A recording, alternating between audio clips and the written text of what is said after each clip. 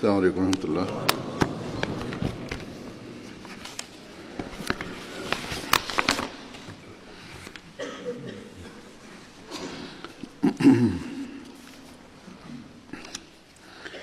أشهد أن لا إله إلا الله وحده لا شريك له وأشهد أن محمدا عبده ورسوله أما بعد فأعوذ بالله من الشيطان الرجيم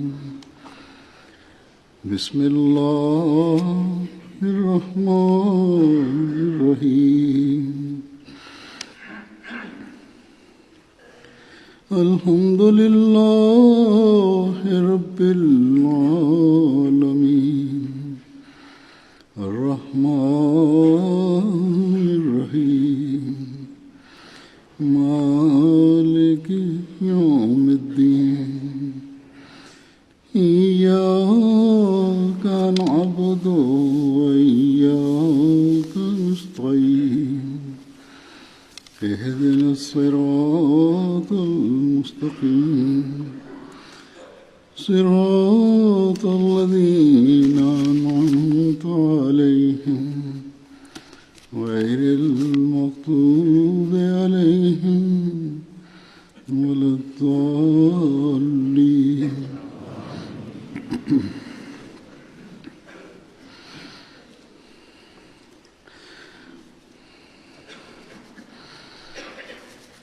والسابقون الأولون من المهاجرين والأنصار والذين اتبعوهم بإحسان رضي الله عنهم ورضوا عنه وأعد لهم جنات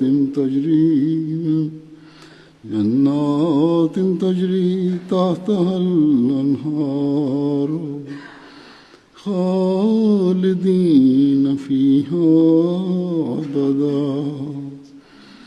ذلك الفوز العظيم۔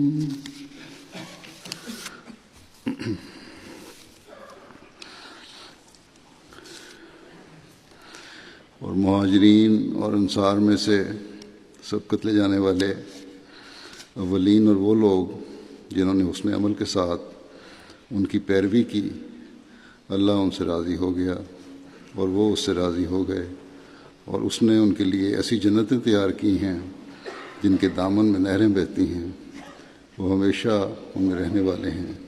یہ بہت عظیم کامیابی ہے۔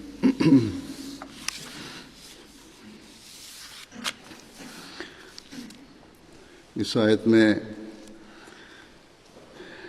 حضرت صلی اللہ علیہ وسلم کے صحابہ کا ذکر ہے جو سبقت لے جانے والے ہیں، جو روحانی مرتبے میں سب سے اوپر ہیں اور اپنے ایمان کے معیاروں اور اللہ تعالیٰ کی تعلیم کے مطابق اعمال بجا لانے والوں میں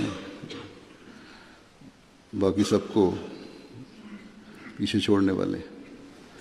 یہ لوگ ہیں جو سب سے پہلے ایمان لائے اور دوسروں کے لیے، بعد میں آنے والوں کے لیے اپنی مثالیں بطور نمونہ چھوڑ گئے تاکہ دوسرے ان کے نمونوں کی تقلید کریں۔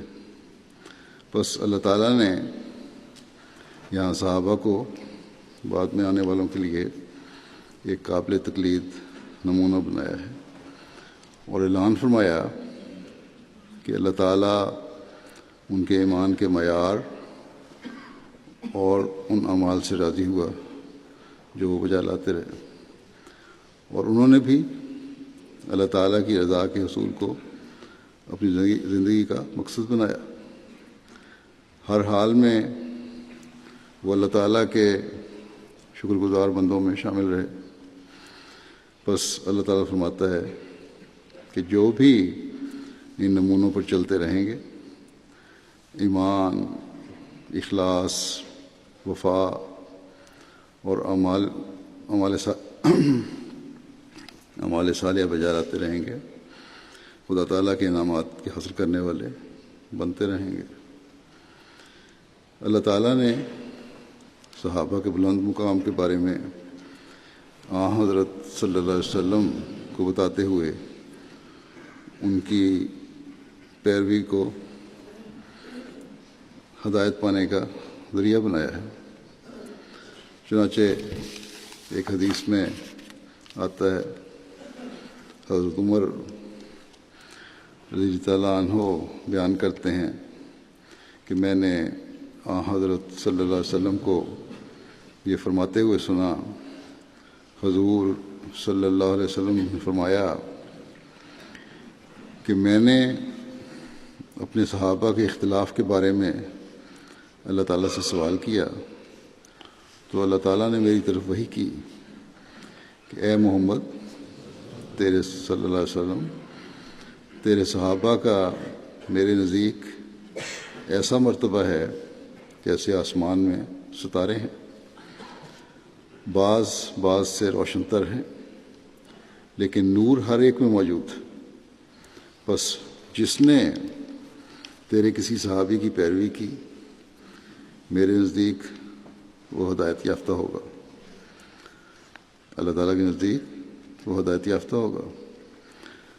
حضرت عمر رضی اللہ عنہ نے یہ بھی کہا کہ حضور صلی اللہ علیہ وسلم نے فرمایا کہ میرے صحابہ ستاروں کی طرح ہیں، ان میں سے جس کی بھی تم اقتداء کرو گے ہدایت پا جاؤ گے۔ بس اللہ تعالیٰ نے یہ مقام عطا فرمایا ہے حضرت صلی اللہ علیہ وسلم کے صحابہ کو، ہر ایک ان میں سے ہمارے لیے مشعل راہ ہے۔ صحابہ کے مقام و مرتبہ اور اللہ تعالیٰ کے ان سے راضی ہونے اور اللہ تعالیٰ سے ان کا راضی ہونے کا ذکر فرماتے ہوئے ایک جگہ مسیح موعود علیہ الصلوۃ والسلام فرماتے ہیں کہ صحابہ کرام نے اللہ تعالیٰ اور اس کے رسول صلی اللہ علیہ وسلم کی راہ میں وہ صدق دکھلایا ہے کہ انہیں رضی اللہ عنہم و رضوا عنہ کی آواز آ گئی۔ یہ اعلیٰ درجے کا مقام ہے جو صحابہ کو حاصل ہوا، یعنی اللہ تعالیٰ ان سے راضی ہو گیا اور وہ اللہ تعالیٰ سے راضی ہو گئے۔ اس مقام کی خوبیاں اور کمالات الفاظ میں ادا نہیں ہو سکتے۔ کیا خوبیاں اور کتنے کمالات ہیں اس کے، الفاظ ان کا احاطہ کرنے سے کے قابل نہیں ہیں۔ فرمایا کہ اللہ تعالیٰ سے راضی ہو جانا شخص کا کام نہیں، بلکہ یہ توکل، تبتل اور رضا و تسلیم کا اعلیٰ مقام ہے، جہاں پہنچ کر انسان کو کسی قسم کا شکوہ شکایت اپنے مولا سے نہیں رہتی، اور اللہ تعالیٰ کا اپنے بندے سے راضی ہونا موقوف ہے بندے کے کمال صدق و وفاداری اور اعلیٰ درجے کی پاکیزگی اور طہارت اور کمال اطاعت پر۔ فرمایا کہ جس سے معلوم ہوتا ہے کہ صحابہ نے معرفت اور سلوک کے تمام مدارج طے کر لیے تھے۔ پھر وضاحت فرماتے ہوئے آپ فرماتے ہیں کہ تم اپنے دل کو پاک کرو کہ مولا کریم تم سے راضی ہو جائے، ہمیں نصیحت فرماتے ہیں، اور تم اس سے راضی ہو جاؤ، یعنی اللہ تعالیٰ سے کبھی کسی قسم کا شکوہ نہ رہے، اور اللہ تعالیٰ کو راضی کرنا کے لیے اپنے صدق، سچائی اور وفاداری کو بھی کمال تک پہنچانا ہے، اپنے پاکیزگی کے درجے کو بھی اعلیٰ معیار تک پہنچانا ہے، طہارت کو بھی اعلیٰ معیار تک لے کے جانا ہے، اور اطاعت کے بھی اعلیٰ معیار قائم کرنے۔ فرمایا کہ اور تم اس سے مولا کریم تم سے راضی ہو جائے، یہ باتیں ہوں گی تو مولا کریم راضی ہوگا، اور تم اس سے راضی ہو جاؤ، پھر وہ تمہارے جسم میں، تمہاری باتوں میں برکت رکھ دے گا۔ جب یہ مقام حاصل ہو جائے پھر برکت حاصل ہوتی ہے۔ بس صحابہ ہمارے لیے نمونہ ہیں۔ اگر ہم نے اللہ تعالیٰ کا قرب پانا ہے، ان کے اگر آپس کے اختلافات کہیں نظر بھی آتے ہیں تب بھی اللہ تعالیٰ نے انہیں قابل تقلید اور روشن ستارے کا نام ہی دیا ہے، یہی بتایا ہے۔ حضرت صلی اللہ علیہ وسلم ایک موقع پر اپنے صحابہ کے مقام و مرتبہ کے بارے میں بیان فرماتے ہوئے فرماتے ہیں کہ میرے صحابہ کے بارے میں اللہ تعالیٰ کے خوف سے کام لینا، انہیں طعن و تشنیع کا نشانہ نہ بنانا۔ جو شخص ان سے محبت کرے گا تو وہ دراصل میری محبت کی وجہ سے کرے گا، اور جو شخص ان سے بغض رکھے گا وہ دراصل مجھ سے بغض کی وجہ سے ان سے بغض رکھے گا۔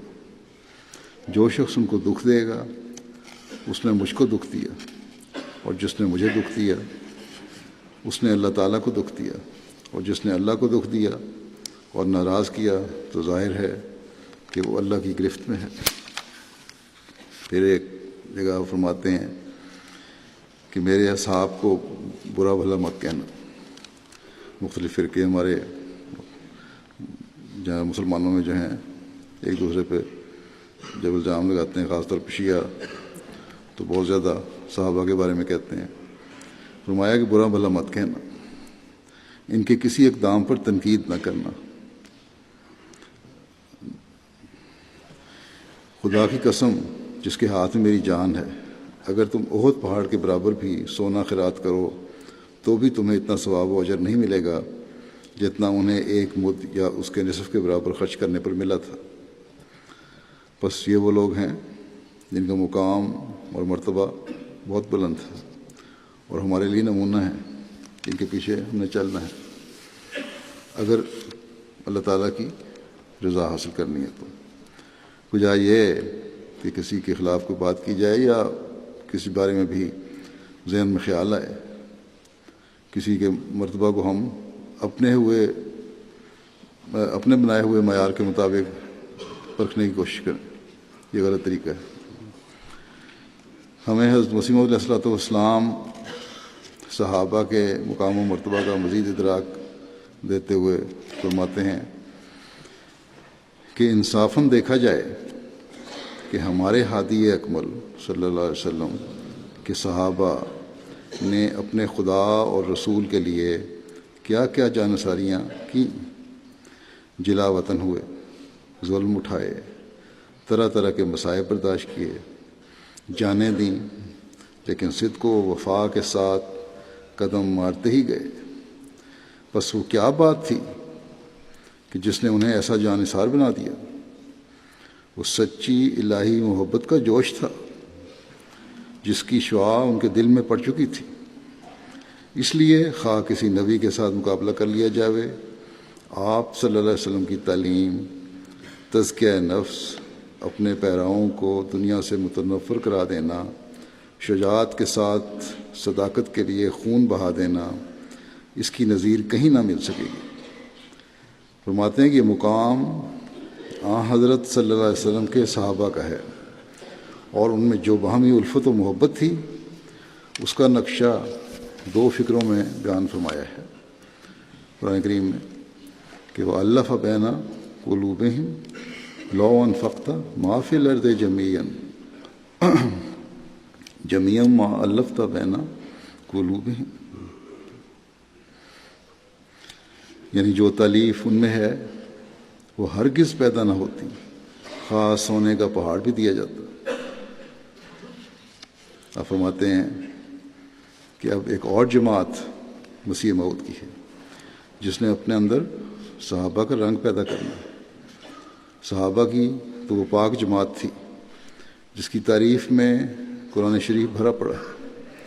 کیا آپ فرماتے ہیں کہ آپ لوگ ایسے ہیں؟ جب خدا کہتا ہے کہ حضرت مسیح کے ساتھ وہ لوگ ہوں گے جو صحابہ کے دوش بدوش ہوں گے، صحابہ تو وہ تھے جنہوں نے اپنا مال، اپنا وطن راہ حق میں دے دیا اور سب کچھ چھوڑ دیا۔ حضرت صدیق اکبر رضی اللہ عنہ کا معاملہ اکثر سنا ہوگا۔ ایک دفعہ جب راہ خدا میں مال دینے کا حکم ہوا تو گھر کا کل اثاثہ لے آئے۔ جب رسول کریم صلی اللہ علیہ وسلم نے دریافت کیا کہ گھر میں کیا چھوڑ آئے، تو فرمایا کہ خدا اور رسول کو گھر میں چھوڑ آیا ہوں۔ آپ فرماتے ہیں کہ رئیس مکہ ہو اور کمبل پوش ہو۔ اب حضرت ابوبکر کا مقام رئیس تھے مکے کے، مسلمان ہو گئے تو کمبل پوش ہو گئے، غربا کا لباس پہنے۔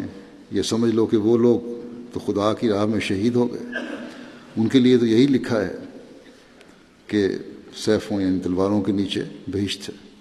لیکن ہمارے لیے تو اتنی سختی نہیں، کیونکہ جزاء الحرب ہمارے لیے آیا ہے، یعنی مہدی کے وقت لڑائی نہیں ہوگی۔ پھر صحابہ کے طریقے زندگی کا نقشہ بیان کرتے ہوئے فرماتے ہیں کہ دیکھو حضرت صلی اللہ علیہ وسلم کے صحابہ کبار رضوان اللہ علیہم اجمعین کیا تنام پسند اور خرد و نوش کے دل دادا تھے، جو کفار پر غالب تھے، صرف آسانیاں چاہتے تھے، اس لیے کفار پر غالب آ گئے۔ فرمایا نہیں، یہ بات تو نہیں۔ پہلی کتابوں میں بھی ان کی نسبت آیا ہے کہ وہ قائم اللیل اور صائم الدہر ہوں گے۔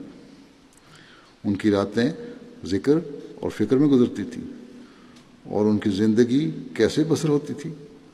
قرآن کریم کی ذیل کی آیہ شریفہ ان کے طریقے زندگی کا پورا نقشہ کھینچ کر دکھاتی ہے کہ وَمِن رِبَاطِ الْخَيْلِ تُرْهِبُونَ بِهِ عَدُوَّ اللَّهِ وَعَدُوَّكُمْ اور یا ایھا الذین آمنوا اصبروا وصابروا ورابطوا، اور سرحد پر اپنے گھوڑے باندھے رکھو کہ خدا کے دشمن اور تمہارے دشمن اس تمہاری تیاری اور استعداد سے ڈرتے رہیں۔ اے مومنو، صبر اور مصابرت اور مرابطت رکھنا، صبر کرتے رہنا، صبر دکھاؤ اور صبر کرو۔ آپ فرماتے ہیں کہ رباط کے معنی کیا ہیں؟ رباط ان گھوڑوں کو کہتے ہیں جو دشمن کی سرحد پر باندھے جاتے ہیں۔ اللہ تعالیٰ صحابہ کو اعداء کے مقابلے کے لیے مستعد رہنے کا حکم دیتا ہے۔ اس رباط کے لفظ سے انہیں پوری اور سچی تیاری کی طرف متوجہ کرتا ہے۔ ان کے سپرد دو کام تھے، ایک ظاہری دشمنوں کا مقابلہ اور دوسرا روحانی مقابلہ۔ روحانی مقابلے کے لیے بھی رباط کا حکم ہے، سچی تیاری کرتے رہو ہر وقت۔ فرمایا اور رباط لغت میں نفس اور انسانی دل کو بھی کہتے ہیں، اور یہ ایک لطیف بات ہے کہ گھوڑے وہی کام کرتے ہیں جو سدھائے ہوئے اور تعلیم یافتہ ہوں۔ آپ فرماتے ہیں کہ آج کل گھوڑوں کی تعلیم و تربیت کا اسی انداز پر لحاظ رکھا جاتا ہے، اور اسی طرح ان کو سدھایا اور سکھایا جاتا ہے، جس طرح بچوں کو اسکولوں میں خاص احتیاط اور اہتمام سے تعلیم دی جاتی ہے۔ اگر ان کو تعلیم نہ دی جائے تو وہ سدھائے نہ جائیں، تو بالکل نکمے ہو جائیں اور بجائے مفید ہونے کے خوفناک اور مضر ثابت ہوں۔ بس اسی طرح نفس کو بھی سدھارنے کی ضرورت ہے، اس کو بھی قابو کرنے کی ضرورت ہے، اس کو بھی تعلیم دینے کی ضرورت ہے۔ بس رباط اسی وقت ہوگا جب انسان ایک مومن علمی اور عملی طور پر ترقی کی کوشش کرے اور اپنے نفس کو بھی لگام دیتا رہے۔ صحابہ کے کیسے نمونے تھے جو حضرت صلی اللہ علیہ وسلم کی قوت قدسی کے نتیجے میں ان میں پیدا ہوئے، اس کے بعد نمونے پیش کرتا ہوں۔ ایک تو ہم نے حضرت ابوبکر صدیق رضی اللہ عنہ کا نمونہ حضرت مسیح علیہ السلام کے اقتباس میں دیکھا کہ اپنے گھر کا کل سامان دینی ضرورت کے وقت لے کر حاضر ہو گئے۔ آپ کے انکسار اور اللہ تعالیٰ کی خشیت کا ایک واقعہ سنیں۔ ایک دفعہ حضرت ابوبکر کی حضرت عمر کے ساتھ تکرار ہو گئی، لمبی بحث ہو گئی، جو ناراضگی تک آوازیں اونچی ہو گئی ہوں گی ان کی۔ اس کے بعد میں جو ختم ہو گئی بات، حضرت ابوبکر حضرت عمر کے پاس گئے اور معذرت کی کہ زیادہ تکرار میں شاید زیادہ کچھ اونچی آواز ہو گئی ہوگی، سخت الفاظ ہو گئے ہوں گے، معذرت کی، لیکن انہوں نے معاف کرنے سے، حضرت عمر نے معاف کرنے سے انکار کر دیا۔ اس پر حضرت ابوبکر حضرت صلی اللہ علیہ وسلم کی خدمت میں حاضر ہوئے اور یہ واقعہ بیان کیا اور عرض کی کہ میں آپ کی خدمت میں اس کی معافی کے لیے حاضر ہوں۔ آپ صلی اللہ علیہ وسلم نے فرمایا کہ اللہ تعالیٰ معاف فرمائے۔ تھوڑی دیر بعد ہی حضرت عمر کو بھی احساس ندامت ہوا، شرمندگی ہوئی، احساس ہوا کہ غلطی ہو گئی تھی، اور وہ بھی حضرت عمر کے گھر گئے کہ ان سے معذرت کریں۔ وہاں دیکھا تو گھر میں نہیں تھے، وہاں حضرت صلی اللہ علیہ وسلم کی خدمت میں حاضر ہوئے۔ حضرت عمر بھی انہیں دیکھ کر حضرت صلی اللہ علیہ وسلم کا چہرہ ناراضگی سے سرخ ہو گیا۔ یہ دیکھ کر کہ حضرت صلی اللہ علیہ وسلم کو اس پہ بڑا ناراضگی ہے حضرت عمر پہ، حضرت ابوبکر گھٹنوں کے بل بیٹھ کر حضرت صلی اللہ علیہ وسلم سے عرض کرنے لگے کہ غلطی میری تھی، آپ عمر کو معاف کر دیں۔ یہ تھا آپ کا انکسار اور اللہ تعالیٰ کا خوف۔ اور پھر حضرت عمر بھی شرمندہ تھے اور معافی مانگنے آئے تھے، دونوں طرف سے شرمندگی تھی۔ یہ وہ پاک معاشرہ تھا جو حضرت صلی اللہ علیہ وسلم نے قائم فرمایا، اور اس میں رہنے والے اللہ تعالیٰ کی رضا کی مورد بنے۔ حضرت عمر کی عاجزی کا ایک واقعہ کا ذکر یوں ملتا ہے کہ ایک شخص نے حضرت عمر سے کہا کہ آپ حضرت ابوبکر سے بہتر ہیں۔ اس پر حضرت عمر رونے لگے اور فرمایا کہ خدا کی قسم، حضرت ابوبکر کی ایک رات اور ایک دن ہی عمر اور اس کی اولاد کی پوری زندگی سے بہتر ہے۔ فرمایا کیا میں تمہیں اس رات اور دن کا حال سناؤں؟ پوچھنے والے کے کہنے پر کہ ہاں جی فرمائیں۔ آپ نے فرمایا کہ ان کی رات تو وہ تھی جب رسول کریم صلی اللہ علیہ وسلم کو ہجرت کر کے رات کو جانا پڑا، اور حضرت ابوبکر رضی اللہ تعالیٰ عنہ نے آپ کا ساتھ دیا، اور ان کا دن وہ تھا جب رسول اللہ صلی اللہ علیہ وسلم کی وفات ہوئی اور عرب نماز اور زکوٰۃ سے منکر ہو گئے۔ اس وقت انہوں نے میرے مشورے کے برخلاف جہاد کا عزم کیا، اور اللہ تعالیٰ نے انہیں اس میں کامیاب کر کے ثابت فرمایا کہ وہ حق پر تھے۔ پھر حضرت صلی اللہ علیہ وسلم کے ایک اور جلیل القدر صحابی حضرت عثمان تھے، جو خلیفہ ثالث بھی تھے۔ آپ کی صلہ رحمی اور بہت سی خصوصیات کے ساتھ آپ کی زندگی میں بہت ساری خصوصیات بڑی نمایاں ہیں۔ حضرت عائشہ فرماتی ہیں کہ حضرت عثمان سب سے بڑھ کر صلہ رحمی کرنے والے اور سب سے بڑھ کر اللہ تعالیٰ سے ڈرنے والے تھے۔ جب مسجد نبوی کی توسیع کا معاملہ آیا اور اس دین کے لیے قربانیاں کرنے والے بہت تھے، جب توسیع مسجد نبوی کا معاملہ آیا تو حضرت صلی اللہ علیہ وسلم نے فرمایا کہ ارد گرد کے جتنے مکانات ہیں ان کو مسجد میں شامل کر لیا جائے۔ ظاہر ہے مکانات لوگوں سے خریدنے تھے۔ اس وقت حضرت عثمان نے آگے بڑھ کر یعنی فوری طور پر اپنے پیش کیا کہ میں خریدتا ہوں، اور 15,000 درہم دے کر وہ جگہ خرید لی۔ مسلمانوں کو پانی کی دقت کا سامنا ہوا۔ ایک یہودی کا کنواں تھا، وہاں سے پانی لینے میں دقت تھی، تو آپ نے یہودی سے منہ مانگی قیمت پر وہ کنواں خرید کر مسلمانوں کے لیے پانی کا انتظام فرمایا. یہ ہمدردی خلق تھی یہ ان کی. پھر حضرت علی رضی اللہ عنہ ہیں. امیر معاویہ نے کسی سے حضرت علی کے اوصاف بیان کرنے کے لیے کہا. اس نے کہا آپ سن لیں گے جب میں بیان کروں؟ انہوں نے کہا ٹھیک ہے بیان کرو. ظاہر ہے جب ہم جانتے ہیں ہم کہ ان کی مخالفت چلتی رہی. اس نے کہا کہ اگر ضرور سننا ہے تو سنیں کہ وہ بلند حوصلہ اور مضبوط قوا کے مالک تھے. فیصلہ کن بات کہتے اور عدل سے فیصلہ کرتے.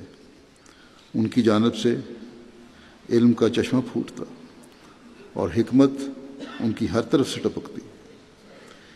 دنیا اور اس کی رونقوں سے وحشت محسوس کرتے اور رات اور اس کی تنہائی سے انس رکھتے. یعنی راتوں کی عبادت ان کی پسندیدہ چیزیں تھیں بجائے دنیا داری ملوث ہونے کی. کہنے لگا کہ وہ بہت رونے والے، لمبا غور کرنے والے تھے. وہ ہم میں ہماری طرح رہتے تھے. بڑی سادہ زندگی تھی. کہتا ہے کہ خدا کی قسم ہم ان کے ساتھ محبت و قرب کے تعلق کے باوجود ان کے روب کی وجہ سے بات کرنے سے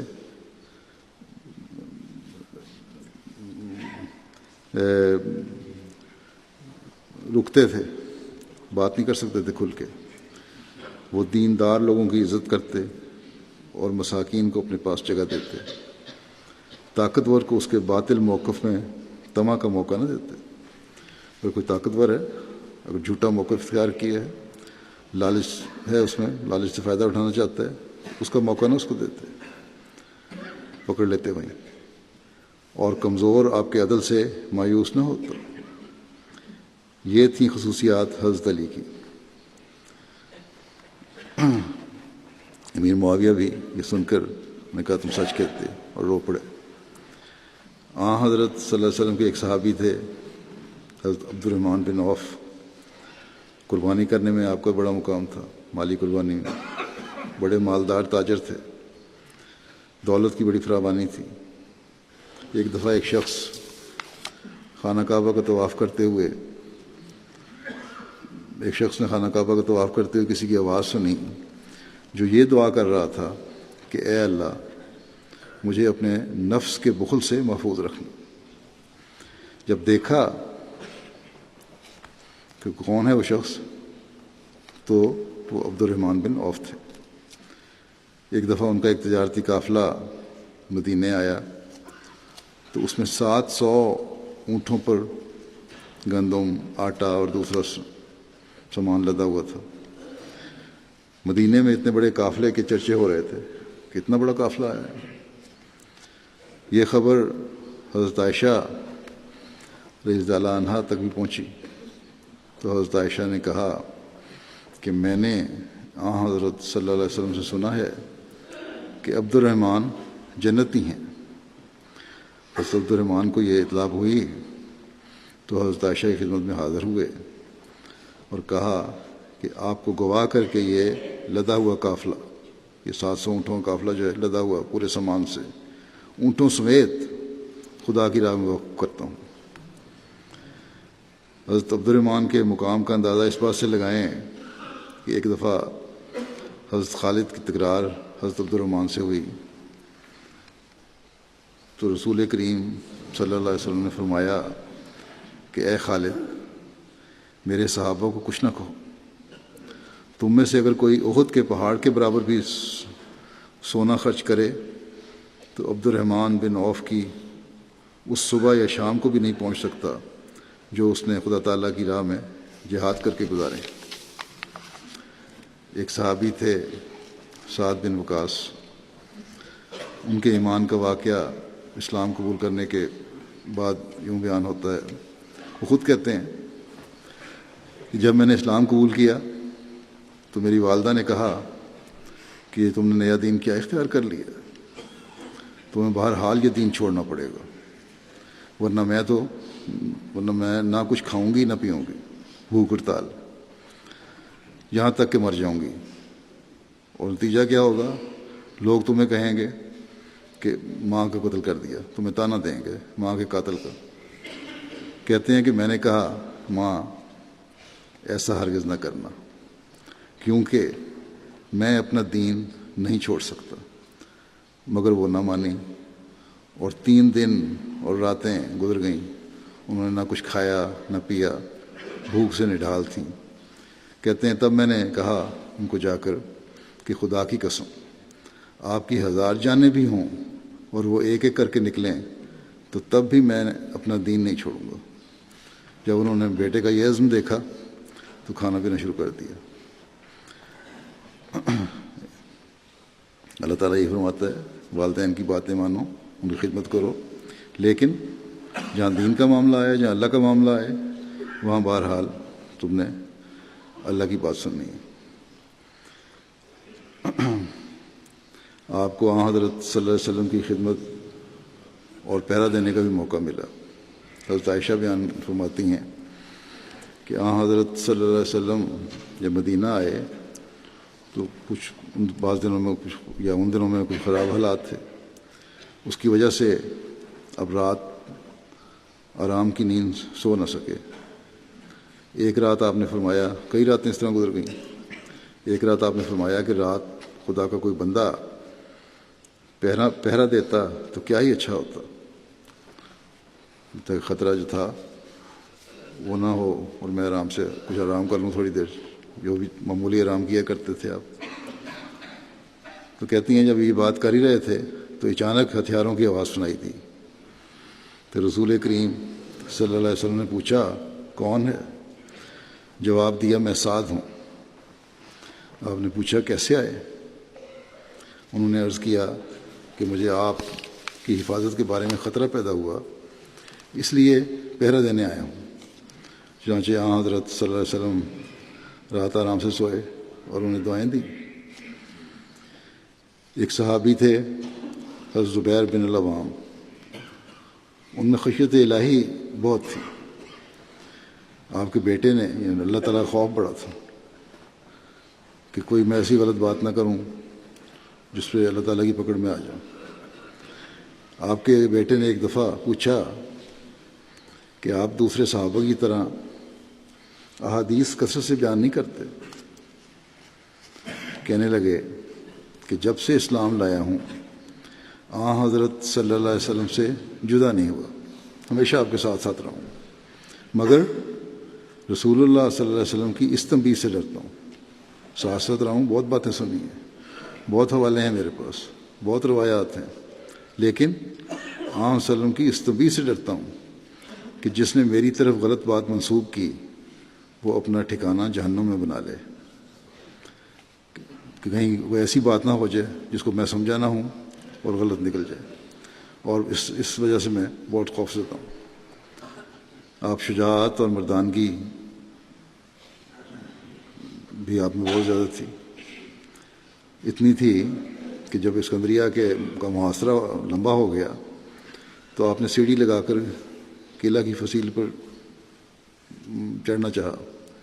ساتھیوں نے کہا کہ قلعے میں سخت تعاون پھیلا ہوا ہے۔ آپ نے کوئی فرق نہیں، ہم بھی تعاون کے لیے ہیں، اور آپ نے بات نہیں مانی اور قلعے کی دیوار پر چڑھ گئے۔ بہت مالدار تھے، جو مال آتا اس کا اکثر حصہ خدا تعالیٰ کی راہ میں صدقہ کر دیتے تھے۔ پھر ایک صحابی کا ذکر ملتا ہے جن کا نام طلحہ بن عبید اللہ تھا۔ آپ بھی امیر آدمی تھے اور اللہ تعالیٰ کی راہ میں خرچ کیا کرتے تھے۔ ایک دفعہ اپنی جائیداد کا ایک حصہ 7 لاکھ درہم میں حضرت عثمان کو فروخت کیا اور سب مال خدا تعالیٰ کی راہ میں خرچ کر دیا۔ مہمان نوازی بھی ان کا ایک خاص وصف تھا۔ ایک دفعہ ایک قبیلہ کے 3 مفلوق الحال افراد نے اسلام قبول کیا تو رسول کریم صلی اللہ علیہ وسلم کے پاس آئے۔ رسول اللہ علیہ وسلم نے پوچھا صحابہ میں سے کون ان کی کفالت کی ذمہ داری لیتا ہے؟ حضرت اللہ نے بخوشی اس کی حامی بھر لی اور تینوں کو اپنے گھر لے گئے اور وہیں ٹھہرایا اور ان کی میزبانی کرتے رہے یہاں تک مستقل گھر کا فرد بنا لیا کہ کہتے ہیں کہ یہاں تک کہ موت نے انہیں آپ سے جدا کیا۔ حضرت طلحہ دوستی اور اخوت کا رشتہ بھی خوب نبھانے والے تھے۔ حضرت کعب بن مالک انصاری کو جب غزوہ تبوک میں شامل نہ ہونے کی وجہ سے مقاطعے کی سزا ہوئی تو جب رسول اللہ صلی اللہ علیہ وسلم نے ان کی معافی کا اعلان فرمایا اللہ تعالیٰ کے حکم سے، اور وہ حضرت صلی اللہ علیہ وسلم کی مجلس میں حاضر ہوئے تو حضرت طلحہ دیوانہ وار دوڑتے ہوئے ان کے استقبال کو آگے بڑھے اور مصافحہ کر کے انہیں مبارکباد دی۔ حضرت کعب ہمیشہ کہا کرتے تھے کہ حضرت طلحہ جیسا استقبال اور گرمجوشی کسی اور نے نہیں دکھائی۔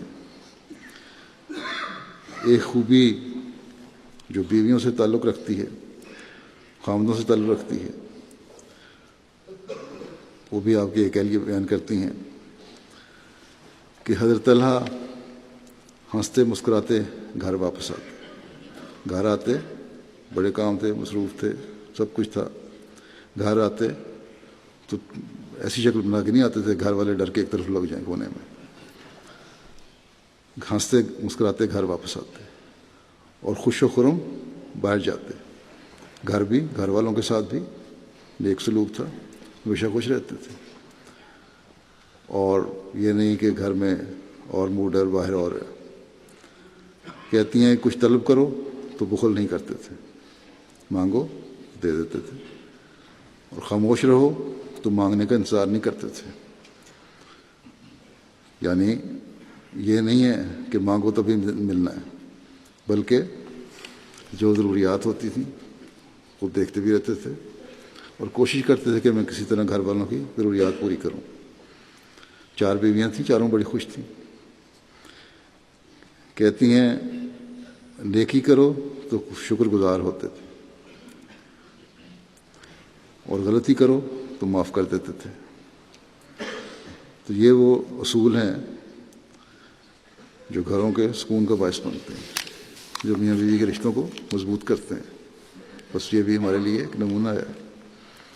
ایک صحابی عبید اللہ بن مسعود کی اطاعت خلافت کا واقعہ یوں بیان ہوا ہے۔ آپ کو حضرت عمر نے اہل کوفہ کی تعلیم و تربیت کے لیے مقرر فرمایا، اور اہل کوفہ کو لکھا کہ ان کی مدینہ میں بہت ضرورت ہے، لیکن تمہاری خاطر میں قربانی کر کے تمہاری تربیت کے لیے انہیں بھیج رہا ہوں۔ تو یہ مقام تھا ان کا۔ حضرت عثمان نے بھی ان کے اس مقام کو قائم رکھا، بلکہ کوفے کا امیر مقرر کر دیا، اور ساتھ قاضی اور بیت المال کا نظام بھی ان کے پاس تھا۔ پھر بعض مسائل کی وجہ سے کوفہ والوں کی شرارتیں بھی ہوتی تھیں اور مسائل پیدا ہوئے، اس کی وجہ سے حضرت عثمان نے ان کو عمارت سے ہٹا کر واپس مدینہ بلا لیا۔ تو کوفے والوں نے کہا کہ آپ واپس نہ جائیں اور یہیں رہیں، یہ ہماری ذمہ داری ہے کہ آپ کو کوئی نقصان نہیں پہنچاتے۔ اس پر حضرت عبداللہ بن مسعود نے فرمایا کہ خلیفہ وقت کی اطاعت مجھ پر واجب ہے، اور میں ہرگز گوارہ نہیں کر سکتا کہ ان کی نافرمانی کر کے فتنے کا کوئی دروازہ کھولوں، اور مدینہ واپس چلے گئے۔ ان کے بارے میں ایک راوی نے کہا کہ میں کئی صحابہ کی مجالس میں بیٹھا ہوں، مگر عبداللہ بن مسعود کی دنیا سے بے رغبتی اور آخرت سے رغبت کی اپنی شان تھی۔ ظاہری طور پر بھی آپ بڑے نفاست پسند تھے، دنیا سے بے رغبتی کے باوجود۔ آپ کے ملازم نے کہا، خادم نے، غلام نے، کہ بہترین قسم کا سفید لباس پہنتے اور اعلیٰ خوشبو لگاتے۔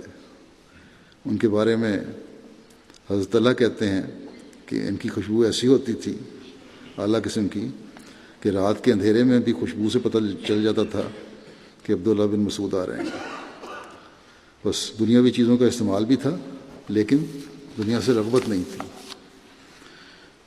پھر حضرت بلال ہیں جو ہر قسم کی تکلیف برداشت کرتے رہے، لیکن خدائے واحد کا نعرہ ہی ہمیشہ لگایا۔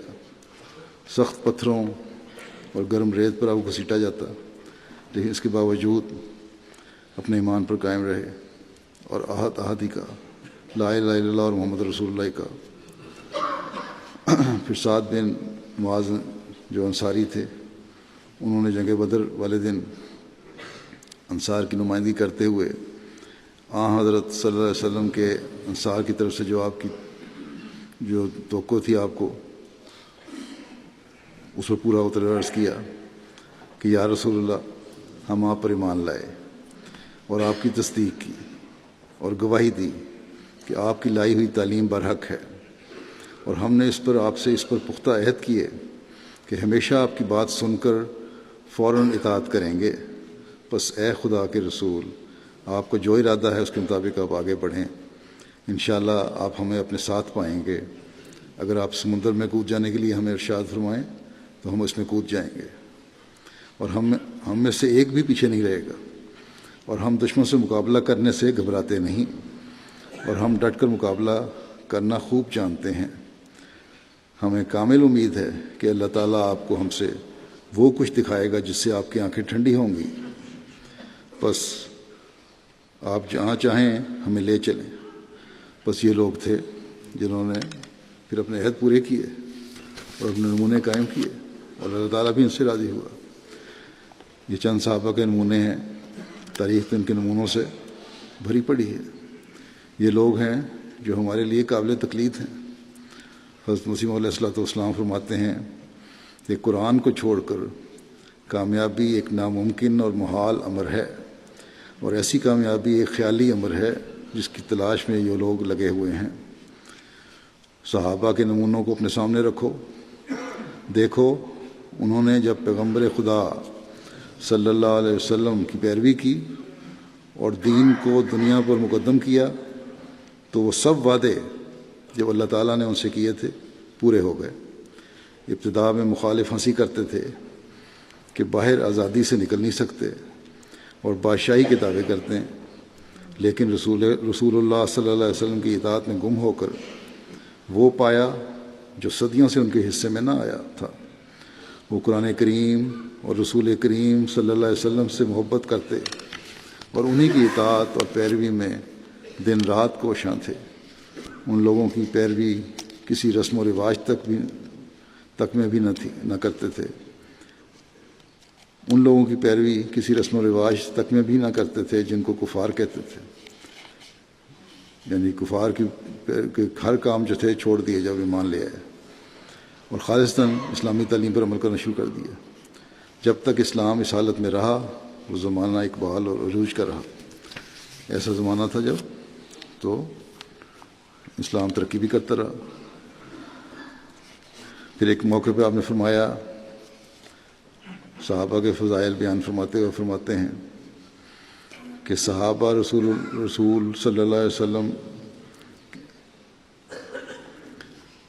کے ایسے وفادار و مطیع فرمان تھے کہ کسی نبی کے شاگردوں میں ایسی نظیر نہیں ملتی، اور خدا کے احکام پر ایسے قائم تھے کہ قرآن شریف ان کی تعریفوں سے بھرا پڑا ہے۔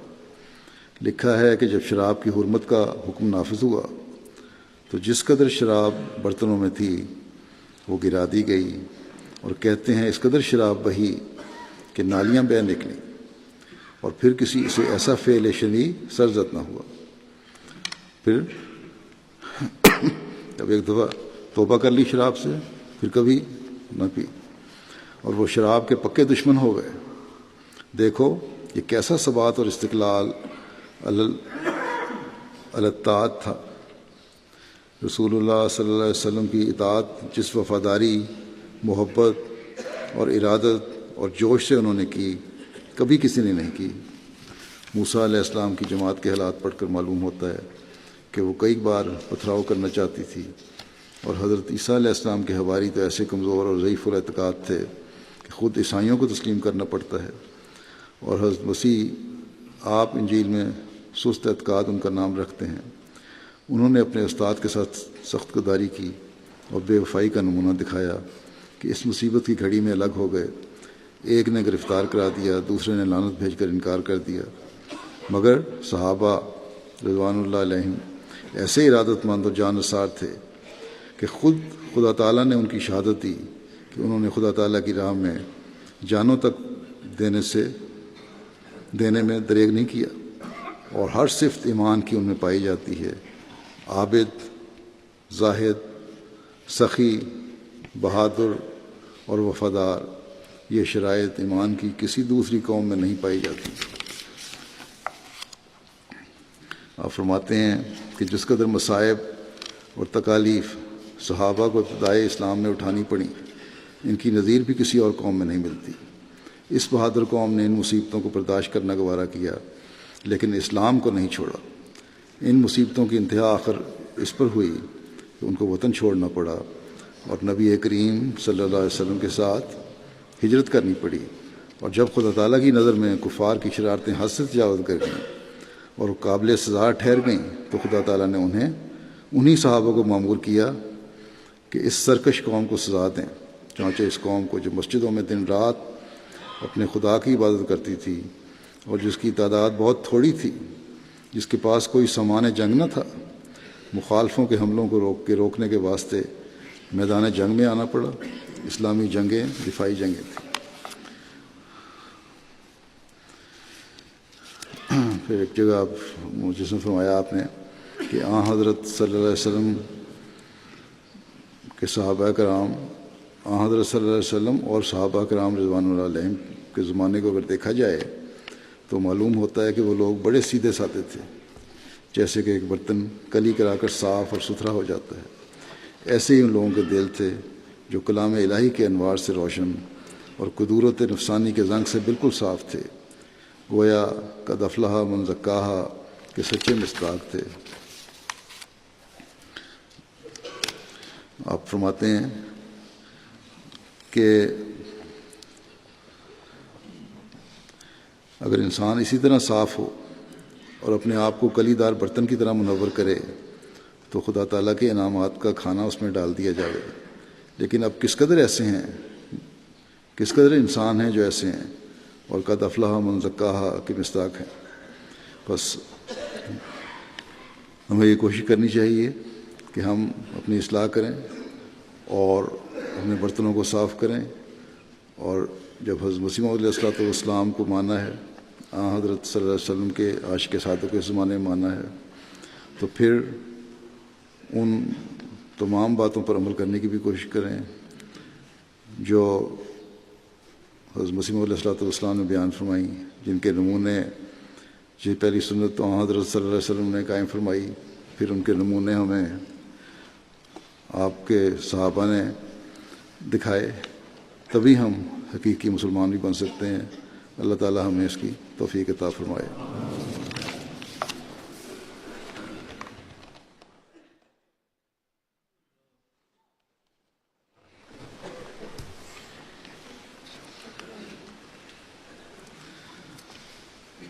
الحمد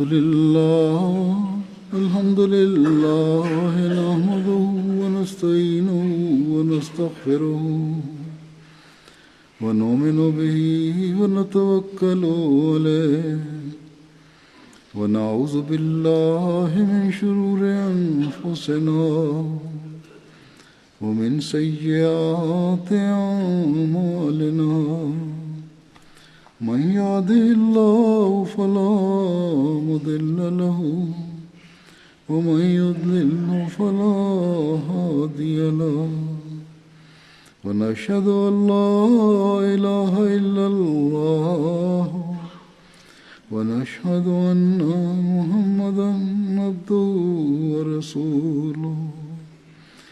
عباد الله رحمكم الله، إن الله يأمر بالعدل والإحسان وإيتاء ذي القربى وينهى عن الفحشاء والمنكر والبغي يعظكم لعلكم تذكرون۔